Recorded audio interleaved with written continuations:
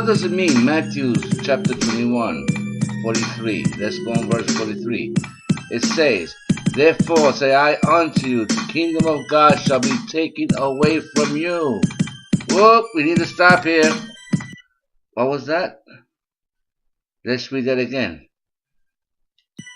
Therefore say I unto you, the kingdom of God shall be taken away from you. There it goes again. What is that saying? I think it is saying that the kingdom was already here offered as a covenant. I think that's what it's saying. But let us continue and read along and see if this is true. And why is that kingdom being taken away from this nation? It's all explainable right in the same verse. And it says, the kingdom of God shall be taken away from you and given to another nation, bringing forth the fruits thereof. Did you get that? It's given to another nation, bringing forth the fruits thereof. Now, you got that, huh? Therefore, say I unto you, the kingdom of God shall be taken away from you, and given to a nation, bringing forth the fruits thereof. So this means that when Jesus came, he made a new covenant. That old covenant was done away with. That promise given unto that nation that was taken away from was taken away and given to another nation that brings forth good fruits, another kingdom, another nation, that is us, the Gentiles.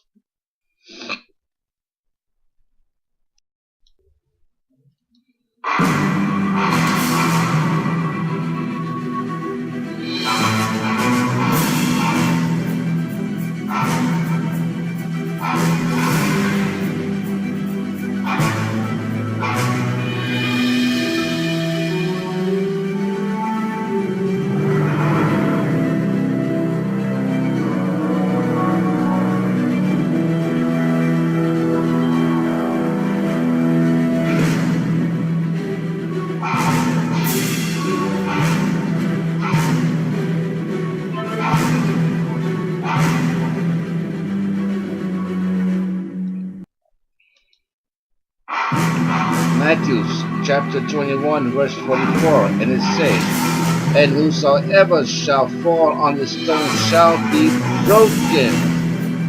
Whosoever shall fall on this stone shall be broken. But on whomsoever it shall fall, it will grind them into powder. Into powder. What does this mean? It is self-explanatory. The stone is Jesus Christ.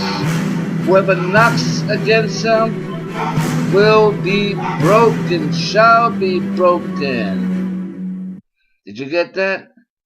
And whosoever shall fall on the stone shall be broken. The stone is Jesus Christ. But on whomsoever it shall fall, it will grind him to powder. So we have a dual applications here, my friend. This is not the stone kingdom that they say that fills the entire earth when it comes and it is established forevermore, and there is only one kingdom. Here we have the battle of the giants, the battle of Satan, and the battle of Christ. This is why he doesn't want us to understand scriptures, and he wants us to philosophize and theorize everything. This is the only way he can confuse people into not understanding scriptures in their proper context as they read. Because it says, whosoever shall fall this stone, whosoever shall fall on this stone shall be broken. So this means, if you're walking down the streets using common sense, and you trip, and you go face forward, and there's a stone right in front of you, you are going to fall upon that stone, and if it hits on your forehead, good luck if you wake up afterwards, because you're going to be knocked out. You're falling on the stone. Okay? So, look what it says here now. But on whosoever it shall fall, it will grind him into powder. What does this mean? It means whoever stands against Jesus, okay, whoever stands against the gospel of his kingdom, okay, he will grind them to powder. That's what it means. Read it carefully, and you tell me, if you read this in its contextual sense, does it make sense? Of course it does.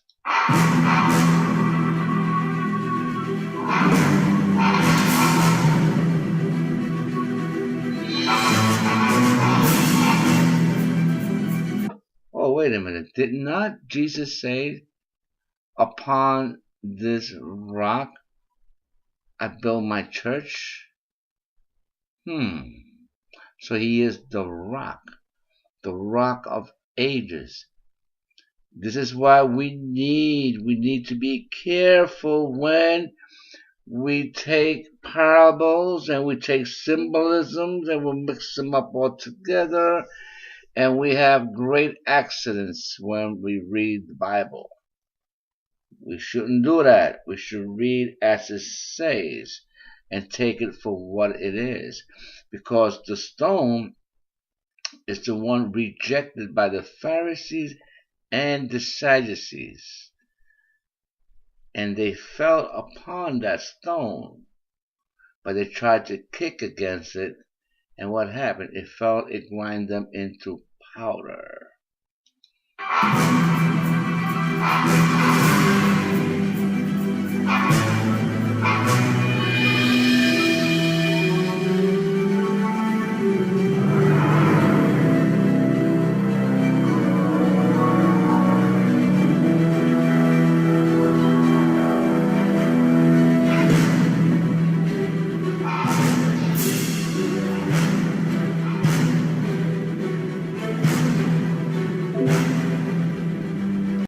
Imagine, Matthew 21:45. We have the answer, and it tells us very clearly who Jesus was talking to. He was talking to the chief priests and the Pharisees, and they heard his parables, and they perceived that he spake of them. How about you today? What do you perceive when Jesus walks into your life? Imagine him walking into your life, knocking on your doors, knocking on your heart. Are you going to side with the chief priest and the Pharisees, or are you going to accept him and welcome him into your hearts, into your lives? The reality is this: whosoever goes against Jesus Christ is kicking against that rock, against that stone, the solid rock, Jesus Christ. That's what everyone does when they side for the chief priest and the Pharisees. They make the gospel very difficult for others to understand. They are being visited like the priests and the Pharisees.